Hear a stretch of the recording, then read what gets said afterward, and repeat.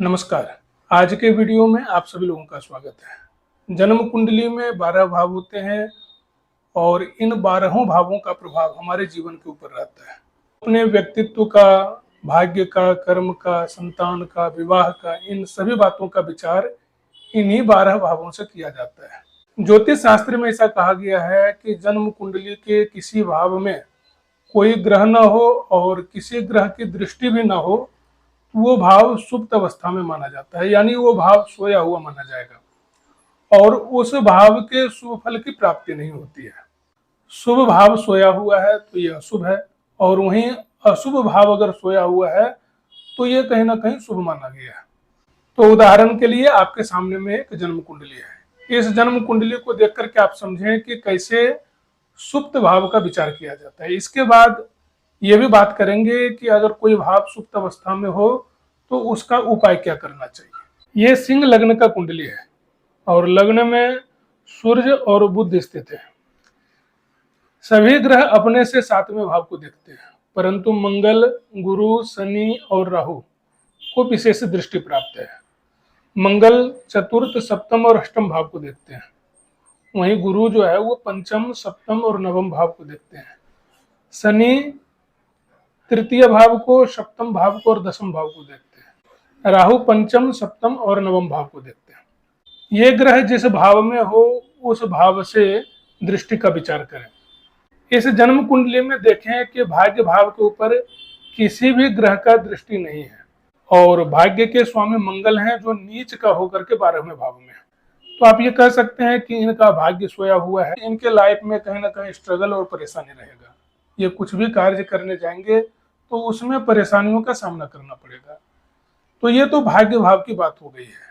प्रत्येक भाव को इस प्रकार से विचार करना चाहिए। तो एक एक करके सभी भावों के बारे में जानते हैं कि प्रथम भाव अगर सोया हुआ हो तो आपके व्यक्तित्व में कमी रहेगा। धन भाव सोया हुआ रहेगा तो धन से संबंधित परेशानी रहेगा। तीसरा भाव सोया हुआ रहने से पराक्रम के अनुसार फल नहीं मिलेगा और भाइयों से मतभेद रहेगा। चतुर्थ भाव सुप्त हो तो सुख में कमी रहेगा, माता से संबंध अच्छा नहीं रहेगा। पंचम भाव सुप्त होने से संतान से संबंधित परेशानी मिलेगा आपको।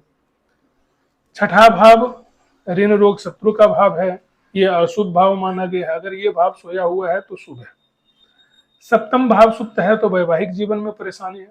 अष्टम भाव को भी अशुभ भाव ही माना गया है, ये भाव भी अगर सुप्त हो तो इसे आप शुभ कह सकते हैं। नवम भाव सुप्त हो तो भाग्य का सहयोग नहीं प्राप्त होगा। दसम भाव सुप्त हो तो कार्य क्षेत्र में परेशानी है। 11वां भाव सुप्त हो तो लाभ में परेशानी रहेगा। 12वां भाव सुप्त हो तो ये शुभ है। इस प्रकार से आप सभी भावों का विचार करें। भाव में कोई ग्रह नहीं हो तो कोई दिक्कत नहीं है। अगर किसी ग्रह की दृष्टि पड़ जाए तो वो भाव सुप्त नहीं माना जाएगा, परंतु अगर भाव में ग्रह भी ना हो और किसी ग्रह का दृष्टि भी ना हो तो ये सुप्त माना जाएगा। इसके साथ ही आप ये अवश्य देखें कि अगर कोई भाव सुप्त अवस्था में हो और उसके स्वामी की स्थिति भी अशुभ हो तो जीवन में कहीं ना कहीं परेशानियां ज्यादा आती है। सुप्त भाव को जागृत करने का भी उपाय शास्त्रों में बताया गया है कि अगर कोई भाव सुप्त हो तो उसके लिए क्या उपाय करना चाहिए। प्रथम भाव सुप्त हो तो मंगल का उपाय करें। दूसरा भाव सुप्त हो तो चंद्रमा का। तीसरा भाव सुप्त हो तो बुध का उपाय करें। चतुर्थ भाव सुप्त हो तो चंद्रमा का उपाय करें। पांचवा भाव सुप्त हो तो सूर्य का। छठा भाव का उपाय नहीं करना है। सातवां भाव सुप्त हो तो शुक्र का। आठवां का भी उपाय करना नहीं है। नवम भाव सुप्त हो तो बृहस्पति का उपाय करें। दसम भाव सुप्त हो तो शनि का उपाय करें। 11वां भाव सुप्त हो तो बृहस्पति का ही उपाय करें। 12वां भाव सुप्त हो तो कोई उपाय नहीं करना है। सुप्त भाव को जागृत करने के लिए जिस ग्रह का उपाय बताया गया है उस ग्रह का व्रत करें, उस ग्रह का जप करें, आराधना करें, इससे आपको लाभ प्राप्त होगा। आज के लिए इतना ही। वीडियो देखने के लिए आप सभी लोगों को बहुत बहुत धन्यवाद।